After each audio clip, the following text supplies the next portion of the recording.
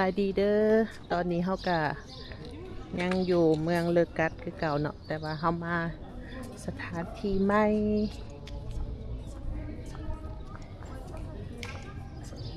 ตอนนี้ก็เป็นเวลา9 โมงกลางคืนแล้วแต่ว่ายังบ่ทันได้มืดเถื่อเป็นมิดๆเนาะเพราะว่าพระเจ้ากำลังกินข้าวกันอยู่แคมป์ท่าเรือเดี๋ยวเขาคือบอกไปทางนี้ไปก็ไป ไปครับเขาไปเบิ่งยางเลาะแคมป์ท่าเรือเนาะอันนี้มันไฟนี่วันจักชีรัตน์ประธานเขา เดี๋ยวเขายางไปเลาะแคมป์ท่าเรือเนาะคนกำลังมาหรือว่ากำลังเมือจะทับจะเกิด เหม็นดีก่อนมันจะเป็นโหลดทู่บางคนก็กินข้าวแล้วก็ออกเมือส่วนเฮาก็กินข้าวแล้วเขาก็ออกมายางเลาะหอดแคมป์ท่าเรือเลยครับอีตัวเฮากะวาซิมานกินข้าวแคมป์ท่าเรือนี่แหละเนาะแต่ว่าเฮาบ่ได้จองเมียนย่านบ่มีบอร์ดเห็นบ่ผู้ที่ยืนนี่แม่นเพิ่นถาคิวคิวโต๊ะหั่นนะปัจจุบันยังบ่มีไผออกกันแล้วแม่นบ่ได้เข้าแล้ว เฮาสิย่างไปทางใดก่อนพยายามมาครับ ที่ของหนังปักกิ่งเลย ธรรมดาเฮาเป็นปักกิ่งหน่อยนะสิไปเดี๋ยวนี้เลยเดี๋ยวยัง บ่ลักจ้ะ มันบกวนให้กับไปทั้งพุทธ ไปแล้วเฮาย่างกลับลงไปเนาะบัดนี้เรื่อย อันนี้แม่นทางเริ่มต้นเบื้องท่าเรือ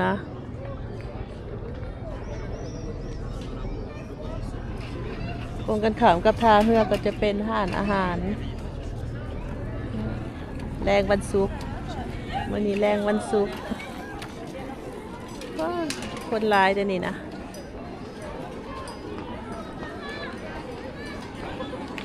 ผู้ใดจองห้านอาหารแต่เว้นก็แม่นสิได้เข้าไว้เนาะถ้าแบบ เพื่อจะกินพอดี10 โมงเลย เกิดสกินแล้วพอดี10 โมง เด็กเอาซื่อๆเนาะไม่ได้หลอกหยังฟิวแคมทะเลท่าเรือแล้วเขาเนี้ย จะเห็นซ้ำมัดนะบนอย่างนะมี2 บอล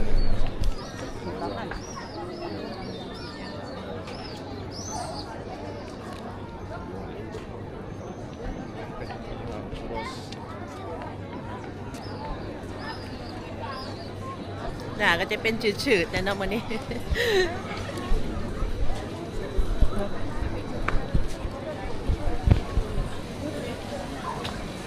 อาหารกระแลมแซ่บ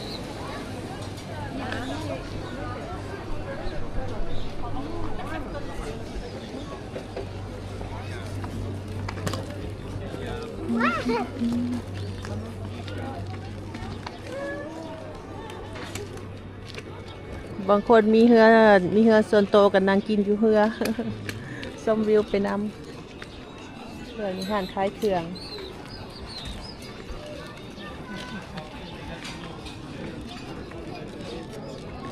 งานมาลีเนาะ พอดีแซง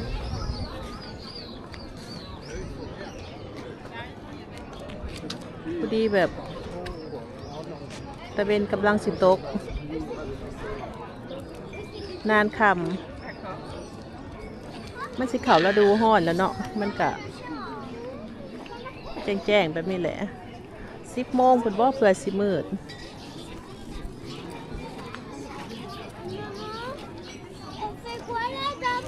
จะได้ลูกเฮาบ่เย็นบ่กุ๊กกูสบายดีไหมลูกสบายดีสบายดีไว้หนกงาม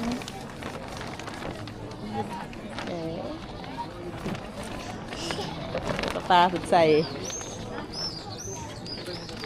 ผ้าให้เนาะอย่าลูกหนาว ทำมาอากาศมันก็ยังเย็นอยู่เขาบ่ได้เตรียมเสือแขนยาวให้เพิ่นเพราะว่าวางตอนแรกนี่นะมันยังร้อนอยู่ร้อนหลายอากาศประมาณ30นี่แหละเลยแบบ คน ไปที่สิบดเย็นดอก เพื่อไอ้แซงนะ ย่างเลาะต่อ แซง เป็นหัดกระแลม เสือไม้ป่ะเสือเก่า เสือไม้ซะ เราเสือลาย เสือไม้ตีก็จะเปลี่ยนใหายใหม่สวยละ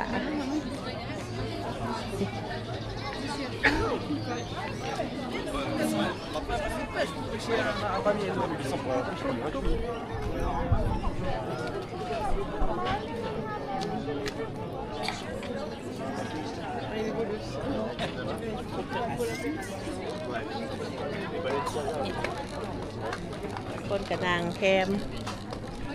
จะเป็นตะเวนที่ ตะเป็นตกเบื้องนั้น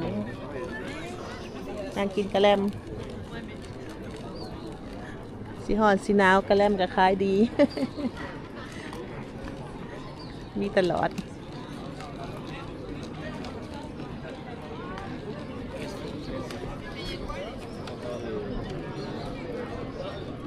ซ้ำนี่กับพอดีเลาะเนาะแบบคนกับโบแออัดหลายนะ มาซาเลย แต่ว่าหันโบราณย้อนว่าเขาเจ้านางกินข้าวเนาะเต็มเลย มาใส่ขึ้นเลยกับ ไปถ่ายรูป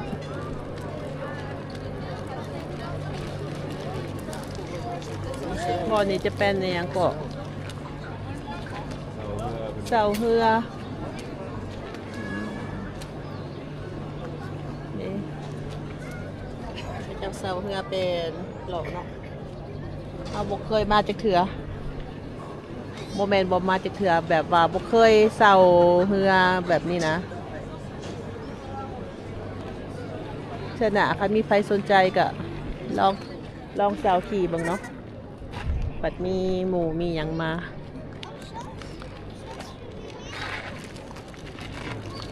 คือเมืองนั่น ตัวนี้ป้ายอันมีอย่างก็50 ปีนี่นะ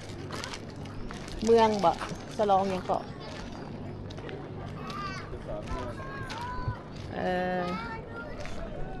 เป็นเหตุสัญลักษณ์ตัวนี้อันสลอง50 ปีอัน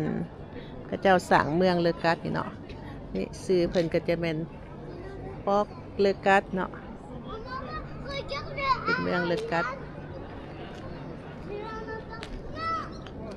เป็นท่าเรือ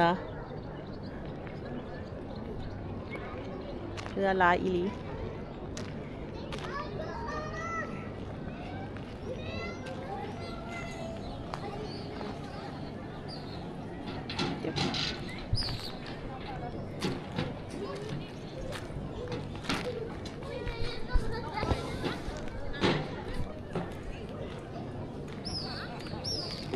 จะกินยังสกินบอกกะแลมบอติยางหล่อสุดๆติ เราก็คนมียังกินเป็นอะไรมันเริ่มเย็นนะครับออกไป กินข้าวแล้วเนาะพี่สิบ่ได้ ทำไมมันก็ได้มันแซ่บ พี่สิบ่ได้สั่งหยังมาย่างลิ้นซื่อๆเอาบรรยากาศให้ทานผู้ชมได้เห็นได้เบิ่งน้ำกัน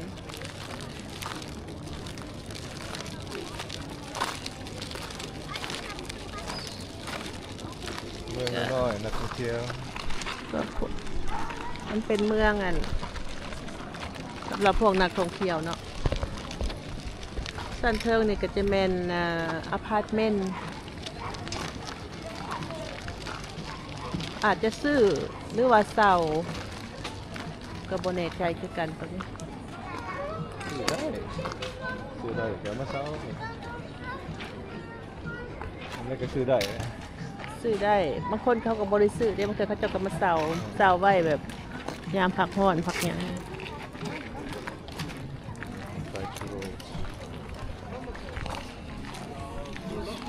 เรา หาชูโรสก็เข้ามาในแหละเขาจะบริขายหล่อเนาะโอ้บ่มีพวกพวกนางขายยังเพิ่นหอดเลยดิเจอเริ่มเจอวันที่เดือน6นี่บอกใครน้องข้างนอก ธรรมดามันสิมีกระเจ้าต่างเลาะสุดเขตท่าเรือกะสิประมาณนี้เนาะ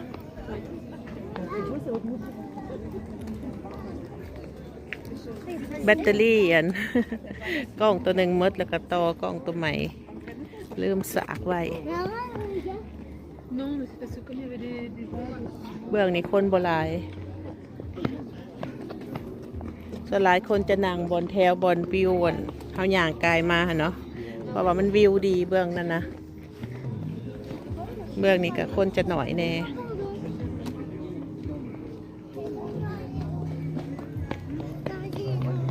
ขอบสนัดเดี๋ยว Comment mien? มีบนกินข้าวมันนั่งกินข้าว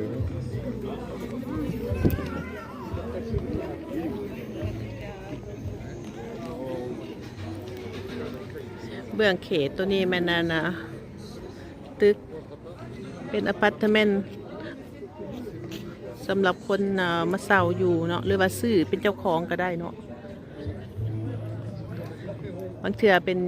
บ้านของเจ้าของเฮือนี่ก็มีเป็นซื้อไว้แคมทะเลแคมท่าเฮือนะ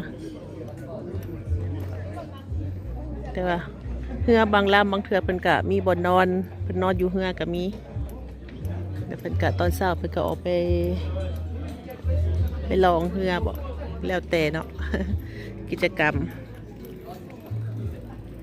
เอาอย่างถึกทางบนนี้จะหน่อยรถถีบผัดก็แอลซะแหละ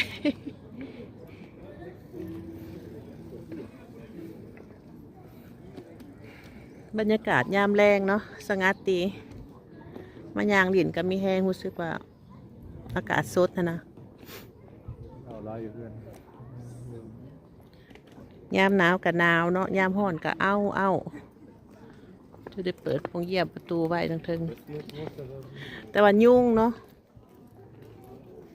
เริ่มมียุ่งแล้วบัดนี้นะยุ่งกับตัวบักใหญ่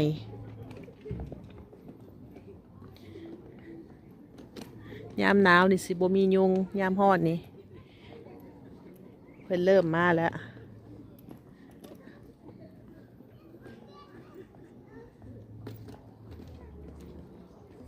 เราไปกินนมลายได้มันแดงเลย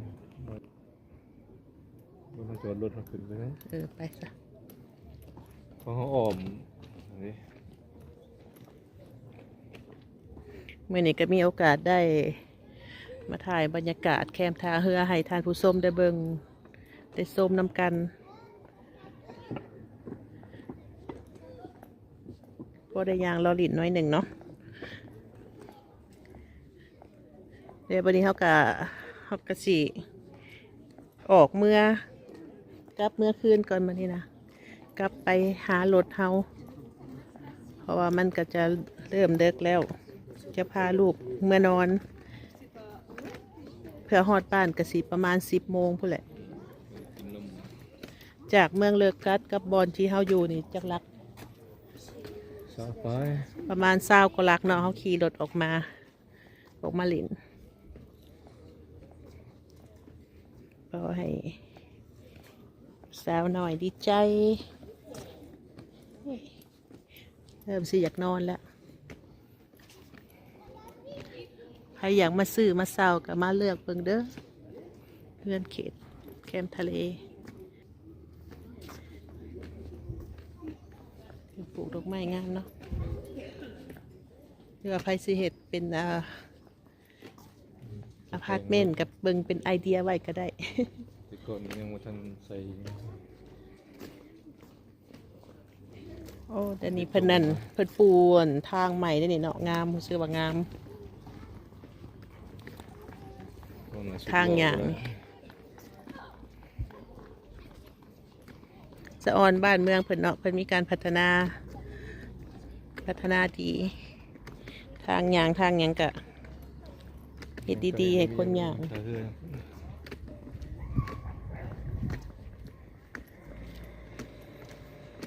โอเคเด้อมาฮอดนี้เฮาก็สิจบคลิปเฮาไว้เพียงเท่านี้เนาะขอบใจท่านผู้เบิ่งผู้ชมที่เขามาเบิ่งคลิปของเฮาเป็นจังใดก็ฝากเป็นกำลังใจ